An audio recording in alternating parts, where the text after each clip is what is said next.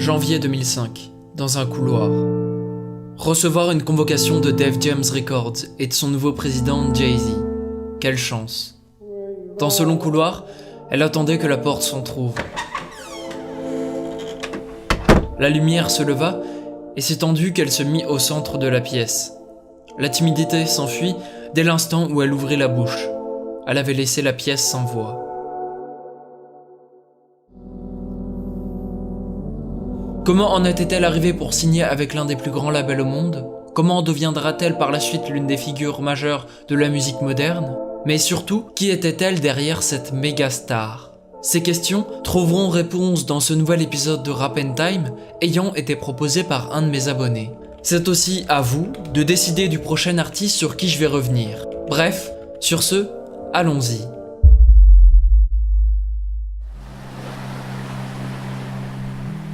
Tout avait pourtant si mal débuté.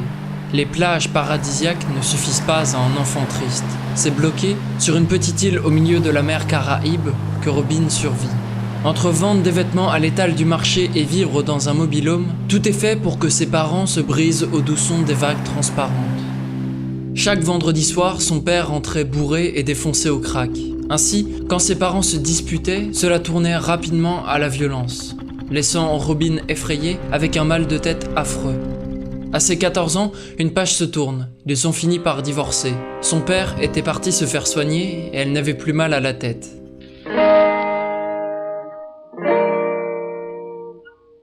Lui était originaire d'Irlande et offrit à Riri un teint de peau plus pâle que la plupart des gens de l'île. On me regardait de travers, on me maudissait. Mais il y a toujours un moyen de s'évader.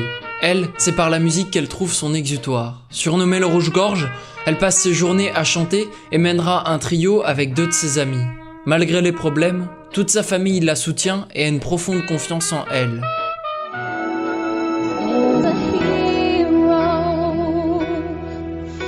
If you look inside your heart, you don't have to be afraid. Après avoir participé à un concours de chant, le trio rencontre Evan Rogers, un producteur de musique de la Grande Amérique. À la minute où Rihanna entra dans la pièce, c'est comme si les 2 autres filles n'existaient plus. Rapidement, un deuxième rendez-vous est pris, cette fois-ci dans un hôtel. Subjugué par sa reprise de Emotion des Destiny Child et Hero de Mariah Carey. Welcome to USA. En quelques mois, elle déménage aux États-Unis et rapidement l'idée se transforme en album. Elle arrête les cours. Ainsi, ses 4 premières démos seront envoyées à de nombreuses maisons de disques.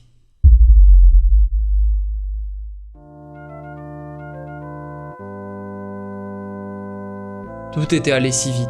S'était-elle préparée depuis petite ou était-elle simplement née d'un don du ciel? Difficile de le savoir lorsqu'on détient dans sa main le stylo qui allait changer notre vie. Ça y est, elle avait signé avec Def Jam pour 6 albums. I'll make him turn it up.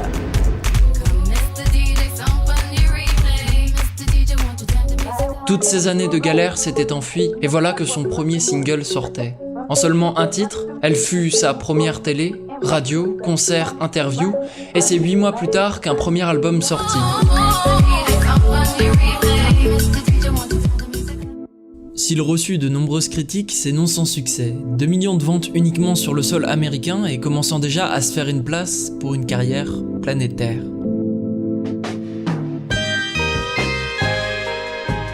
L'excitation la fait revenir 1 mois plus tard au studio et dès février, elle enchaîne un nouveau tube.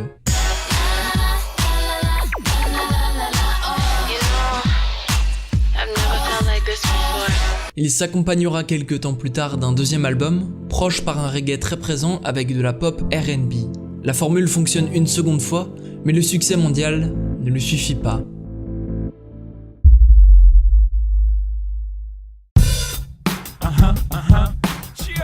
Il faut parfois se renouveler.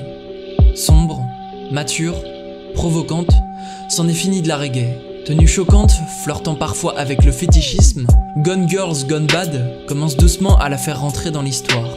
Il s'écoulera à 8,5 millions de ventes. C'est à cette époque qu'elle rencontre Chris Brown, l'homme de sa vie. L'amitié se transforme vite en amour pour le plaisir de la presse people. Se doutant de mon infidélité, Rihanna s'est emparée de mon téléphone. Elle a commencé à s'énerver et elle l'a jeté. Elle m'a frappé à de nombreuses reprises et cela m'a vite agacé. Je me suis souvenu qu'elle a tenté de me taper. Je l'ai ensuite frappée encore plus fort. J'ai ouvert sa lèvre. Quand j'ai vu ce que j'avais fait, j'étais sous le choc. Mais elle a continué, elle m'a craché à mon visage, ce qui m'a rendu furieux. Notre dispute continua jusqu'à ce qu'elle s'empare des clés de ma voiture. Elle s'est enfuie en criant « Aidez-moi, il va me tuer ». C'est une des plus grandes affaires people de tous les temps qui se lance. La face cachée des étoiles montantes fait vendre du papier. Rihanna sous le choc est vue comme porte-parole des violences faites aux femmes. Si elle porte sans intérêt cette fonction, elle en profite pour lancer la sortie d'un nouvel album.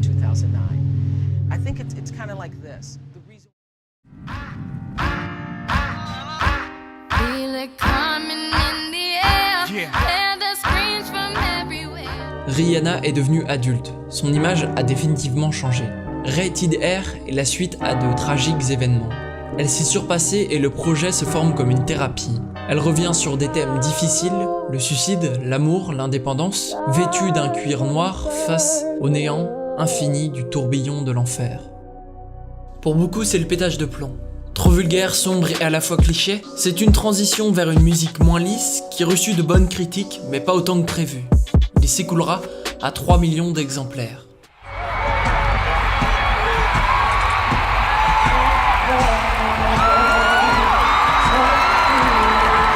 Ce n'était qu'une période.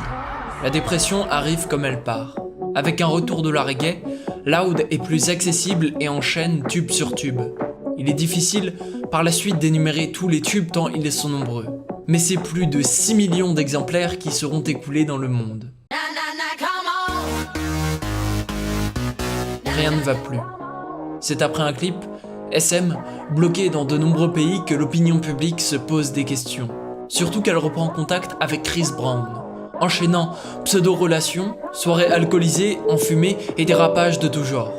Serait-elle partie trop loin, tout comme son père avec elle, lui qui était devenu la meilleure personne au monde après le divorce avec Chris et qui vendait, en 2012, au plus offrant des photos de l'enfance de sa fille.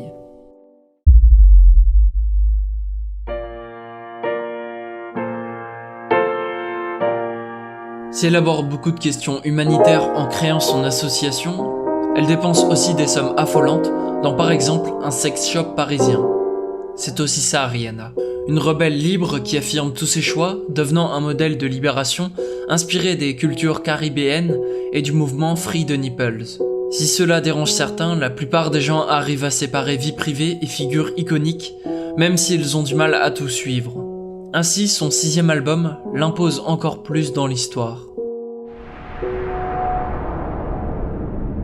La pureté.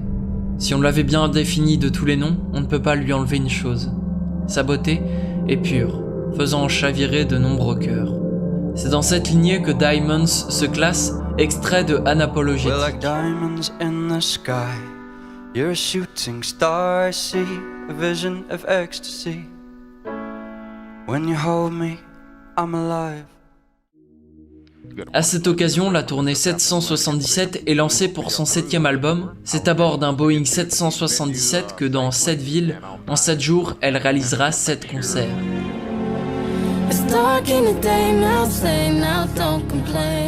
L'album est lumineux, éclairé par une nouvelle lumière.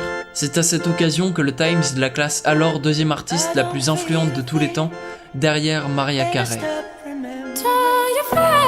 En parallèle, elle réalise 3 sons pour le film d'animation Home, joue dans Battleship, Valerian, Ocean Heights, ainsi que la série Bates Motel. Elle s'occupe aussi souvent de la fille de Chris Brown, Majesty. Son image publique est adoucie.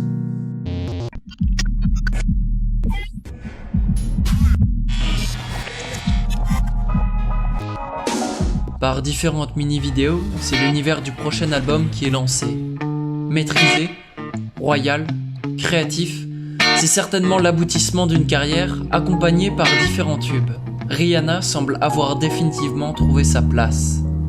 Elle vogue maintenant au creux de ses sentiments pour ancrer dans l'histoire une musique plus personnelle. Nothing but a tear that's off for breakfast. 350 trophées, 5 méga tournées mondiales, 10 albums, différentes marques et associations créées, Rihanna est à une place de choix dans la culture pop, en devenant même à elle seule un empire. Si depuis 2 ans elle n'a pas sorti d'album, 2019 sera certainement le fruit d'un nouveau projet. Espérons que celui-ci laisse une trace indélébile dans notre crâne et qu'il se marque à jamais dans l'histoire. Ça, c'est seul vous et le temps qui nous le diront. Je vous invite donc à lâcher un pouce, à commenter, partager, à vous abonner. Si vous pensez qu'elle peut devenir plus qu'une icône, une étoile éclairant l'univers par son regard brun. Sur ce, à une prochaine.